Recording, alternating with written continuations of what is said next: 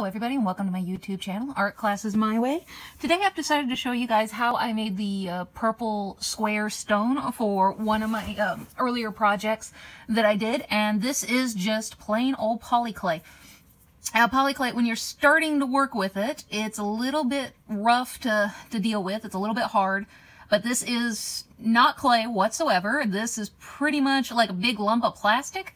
The warmer it gets and the more you mess with it, the more movable and mobile it can become. This white is a pearlized white. You can get it at quite a few craft stores pretty easily, and you can see it's starting to get a lot easier to play around with. It's a lot like playing around with a kneading eraser. Now when you are storing your polyclays, do keep in mind that because this stuff is a plastic and there are some chemicals involved in it, that you don't want to... I have metal tins that I put them in, and then I line the metal tins with a wax paper pretty much, so that way it will not leach out the plastics, or basically what keeps it nice and movable and soft like this. And over time, if you don't use up a whole bunch of it, you could end up wasting it because it's gotten leached out, or there's been a reaction with a metal container or so on. I keep mine in the plastic that they come in with one side open. It doesn't dry out. This has been sitting out for a couple of days just to remind myself that this is the next video that I wanted to do and show you guys.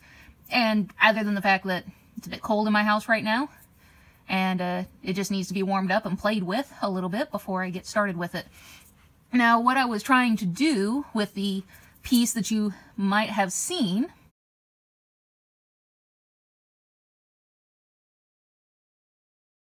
agate, a purple amethyst kind of look and appearance, and this is just a purple. Nothing too terribly special about it, just picking a purple. If that's what you're wanting to go for to get that kind of a look, then just basically pick out the purple shade that you want. A lot of those stones, especially the agates, a lot of them, they're not very pretty. They just end up throwing them in a vat of dye, and they're not really purples and blues. Well, they can be purples and blues, but not those shades of purples and blues. They just dye them to make them more appealing to people. So, I think these guys are pretty much ready to go. This is actually very simple stuff, and what's really cool about polyclay versus using clay that I like a lot, because I did take a few clay classes in college, mixture, it's really soupy clay pretty much, that you would score in between the two pieces, pretty much like so, and then you would put the slip in there, and then you would sandwich the two together, and then that would be the only way to keep them together after you fired them, because if you didn't do that, then they would come apart like nothing ever happened. What's really cool with polyclay, because it is a plastic, and because of the chemicals and stuff that are in this, just laying one on top of the other would actually end up fusing the two pieces of clay together, at least so far in my experiments.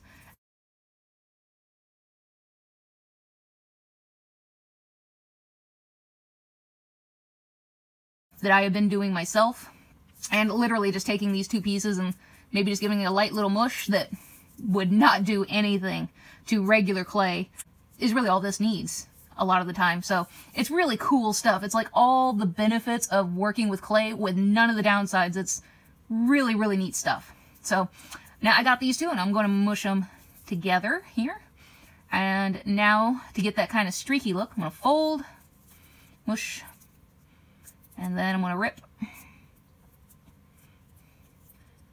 fold, rip, rip, and fold. And we're starting to see some of the streakiness going on, and I can just smash and rotate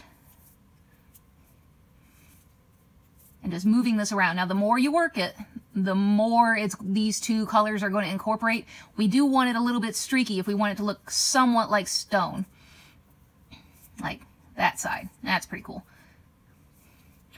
And I think actually it's already done what I want from it, which is always super sweet.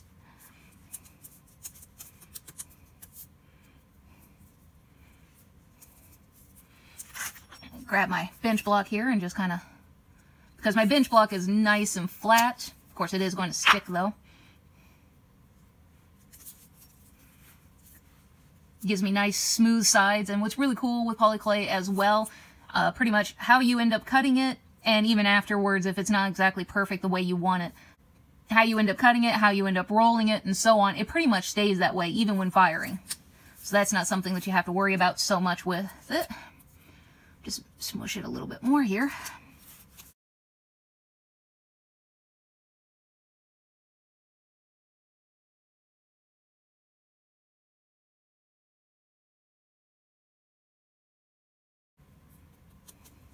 Just kind of bounce it against that nice smooth surface there.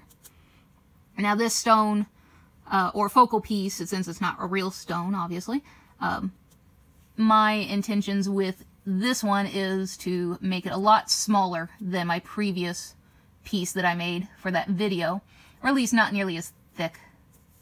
It doesn't actually need to be super duper thick. And I want to try to get it as close to a nice square shape as possible without wasting any of my clay. I could come in here with a knife and slice. Just hope I slice accurately, the only thing there.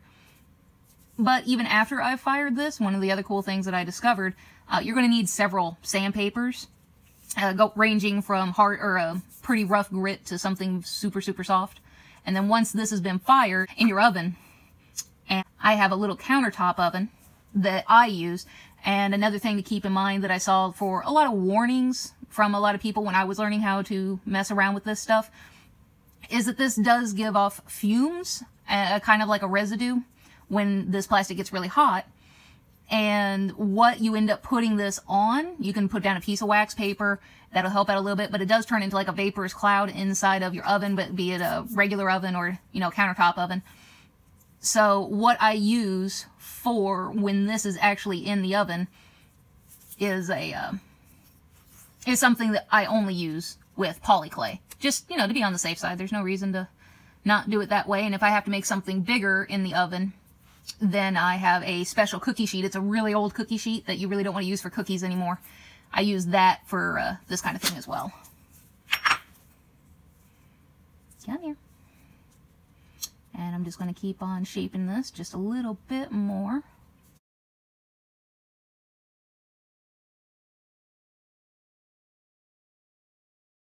And I think that ought to work. Let's try to taper these ends just a little bit.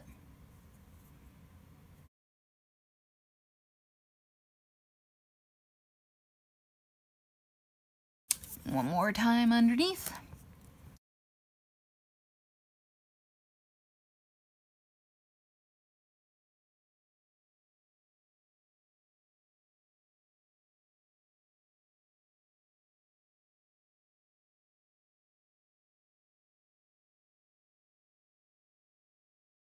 And there we have it. That's going to make a nice little focal stone. And we are back. As you can see, this is not what I was showing you how to make earlier. I had forgotten that my countertop oven was new, at least new to me. I actually got it at a yard sale, so that way our regular countertop oven, I didn't have to worry about cleaning it out all the time because of the chemicals I told you about. So what I did put in the kiln, what I did show you how to make, turned into a lump of coal. Basically, it exploded. And that's how your pieces can go if you're not watching them. And that's why I like the oven tops. You can look in through the glass and just sit there and watch them as they go. Now, when you pull your pieces out, they're going to be extremely hot. Hot enough that this can happen. And as they cool off, this guy's just cool enough for me to be able to pick it up. And you can see it's still flexible. Now that's going to change. It's going to become hard as a rock later. Now I did all this intentionally, the burning that you're seeing. But we'll talk about that in a moment. So this is what your piece should pretty much come out looking like. I've already sandpapered this guy and I've put a clear coat polish on him. You can throw these back in the oven once you've sandpapered them.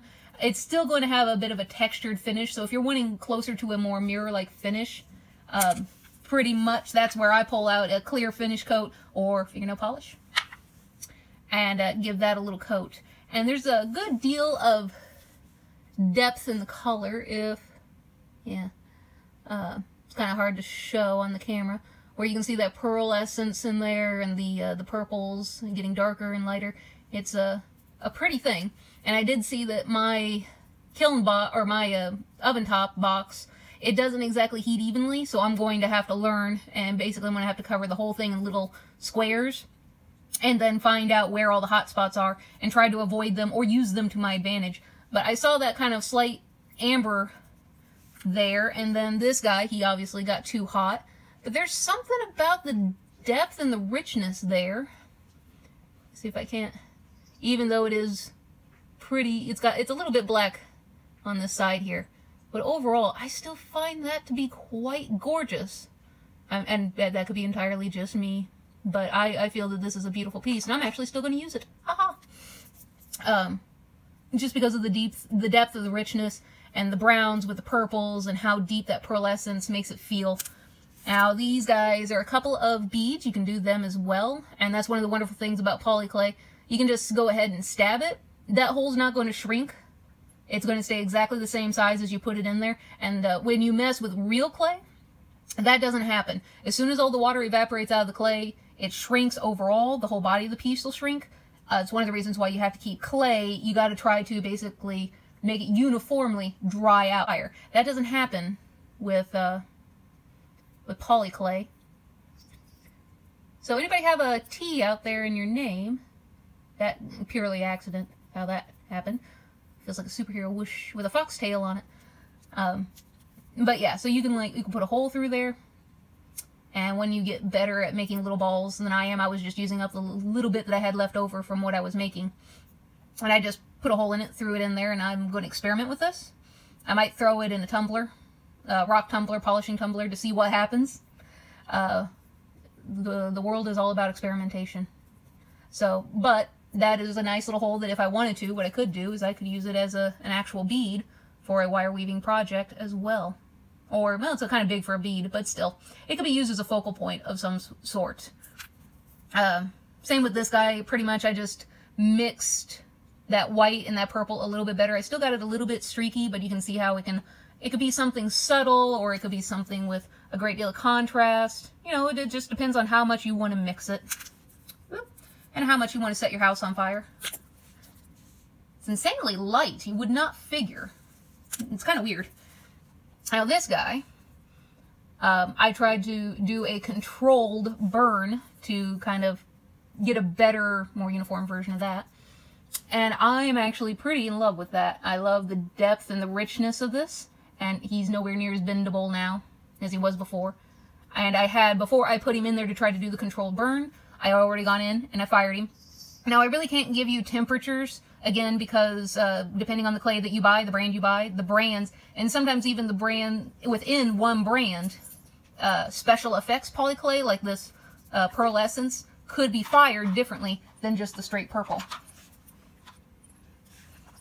So that's one thing to keep in mind. And the other thing is everybody's oven runs differently. Some ovens run higher, some ovens run lower. So you're going to want to make several squares, and maybe even like start the first set of squares, put one in for 5 minutes at the recommended temperature of the polyclay you end up choosing, and then take one out, and use tongs because it'll be hot. Take one out maybe after 5 minutes, and then leave the others in there. Take the next one out after 5 minutes, leave the rest in there, and just slowly take them out, so that way you have a progression. And you can even write on the back, time, 5 minutes, time, 10 minutes, temperature, and then you'll have a lot of polyclay artists will do that. You'll have a nice little palette that you can work off of, and you'll know exactly where you want to be with your piece, where you're working. And this side I did not put any clear coat over, so this is what it looks like when it's just the simple sanding. And even being thrown, actually he was thrown back into the oven. So it's the sanding texture, but just a little bit nicer overall. So this has ended up being my piece. I love both sides. I don't know what to do.